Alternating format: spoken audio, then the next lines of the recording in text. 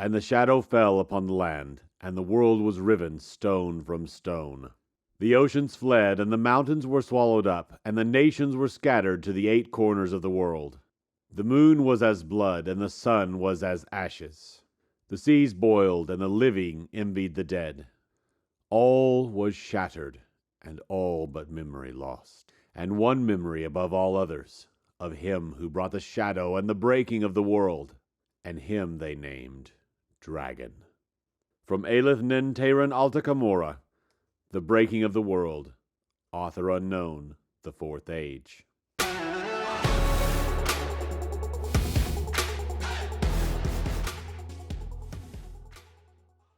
Hey there, Nomads of Lore. I'm Sean. And I'm Jonathan. And together we are Mead and Mischief, your home away from no home. No home. Today we're going to be doing a breakdown video / finding Easter eggs from the official Wheel of Time trailer.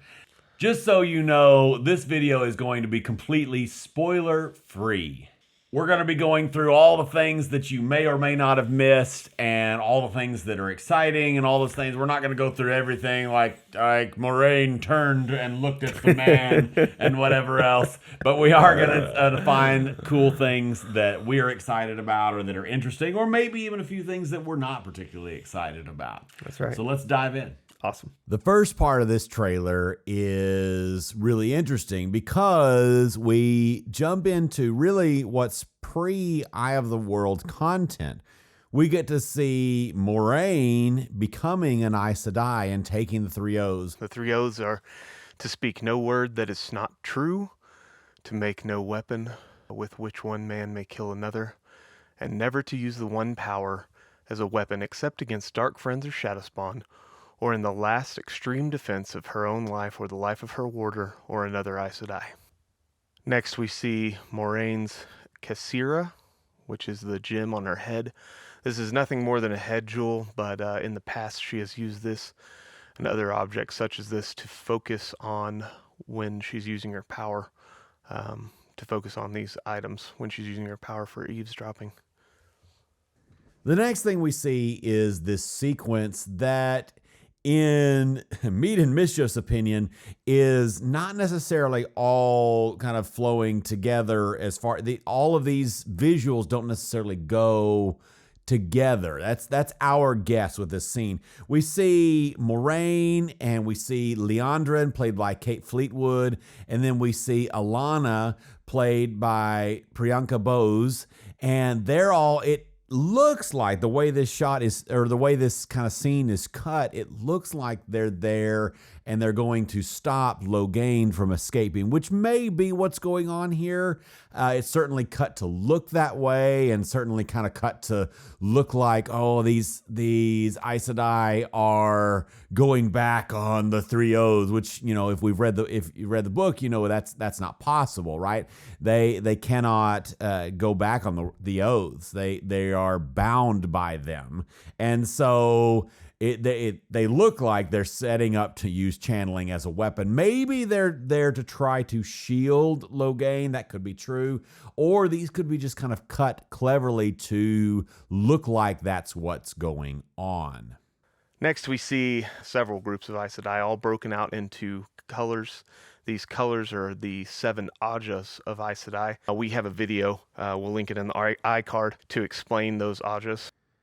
We next get this line by Steppen, who is, if you're paying close attention, this is the same character that we saw in the teaser trailer way back, a few weeks ago when it came out, who of course is played by Peter Franzen, and he is a warder to the character Kareen, played by Claire Perkins, but that's less important to what the point seems to be of this little sequence along with this line are. This is really trying to set up the Aes Sedai as being important characters. They are servants of all, as Steppen says in this line. That really seems to be the point of this little sequence. We've got some teases for old school fans of the books, and then some, again, like a lot of these trailers do, we got world building set up for all the newbies happening here. Next, we see several different cool shots, but one specific that I love seeing Nynaeve doing her very iconic braid tug and flip over her shoulder. Again, we have a lot of setup and framing shots happening here. We get introduced in this official trailer to Moraine and Lan. We don't hear their names, of course, but we see these characters as being important people who are looking for the chosen one, basically, right? We kind of get introduced, or at least we get introduced that they're looking for somebody and that the old blood is strong in those mountains. You know, we get introduced to the word, the name, the place, the two rivers. That's important. We see again Egwene in the pool and all these things that are happening here. In this trailer, we see several Trollocs, shots of Trollocs, which what's really cool about the Trollocs in the book is that each one of them is different, unique. They're based on basically humans mixed with animals. And so there's some with goat heads or bull horns or various different things. And so they decided to keep those unique differences. And so each Trolloc looks like, at least from the ones we've seen, are all very different, which is awesome. It's unlike a lot of the way that other things such as Lord of the Rings have been portrayed in film, where most of all of the orcs were very similar, pretty much just copies of them. I love that we see kind of the blood of the Manetheren being strong here, right?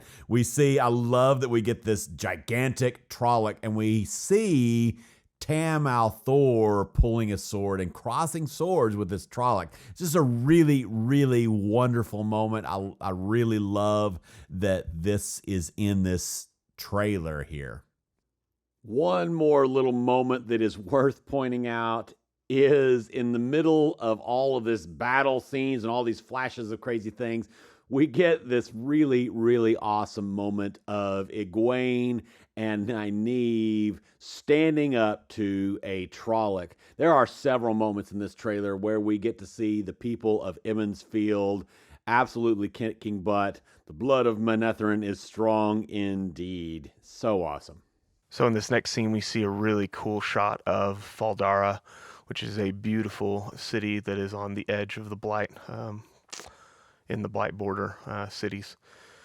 And you can see in the background that it is Tarwin's Gap, which is a really important part of Book 1. That's all we'll say for now. The next thing we get to see is this horrific scene of Eamon Valda, a leader in the White Cloaks, burning a Aes Sedai at the stake and gleefully eating his dinner while watching this. We also see, if it's all of these shots are put forward so quickly, so it's, you know, like everything else is blink and you miss it, but we see him taking an Aes Sedai ring and just clipping it on his belt. And I'm reminded here of General Grievous's collection of Jedi lightsabers that he's killed. So it feels like a similar concept. We just get to see that the enemies are all over. We don't just have this dark one, we also have this refined gentleman in the white cloak, also very strongly hinted to be an evil person, right? Next, we got Egwene and Rand, which are being harassed by some white cloaks on horses. There's Aram, the Tinkerer, one of the Tinkers, obviously, played by Daryl McCormick. He's on the ground unconscious. Not sure why that is, but I'm sure we'll find out. Just to show more of the white cloaks and their extremism. Blink and you miss it. We also, get our first sort of kind of maybe probably it is look at Loyal. We don't see enough to know whether this is for sure Loyal. There's a lot of fans that are excited and hopeful. If it is, he's too short, in my opinion. But we shall see. We don't know for sure that this is Loyal or not. And, there it is. But blink if you miss it. Loyal confirmed, maybe, hopefully. Of course, also, we see the Waygate, not remotely book accurate, but us, like most people out there, are fairly fine with this change. It's fine. So in this later shot of Logain, we see him using the one power to break free out of his cage and also to stop a dagger from hitting him. In this shot, we can see what's referred to in the book as the taint, but for the show, it's being changed to the corruption. The taint or corruption causes male channelers to go mad over time and is the reason that it is dangerous for them to use the one power. Another note I wanted to talk about somewhere in here is there's lots of shots of the channeling of the one power. It's kind of this white whatever, and just the channeling in general is kind of bleh to me. I'm hoping that this improves either when we actually see it. Maybe it's low budget on getting these, or just time getting these trailers out, but I doubt that. I'm betting this is how we're going to see it in the first season. Hopefully it will improve in further seasons. Okay, here's a cool shot of an Aiel with his spears on his back.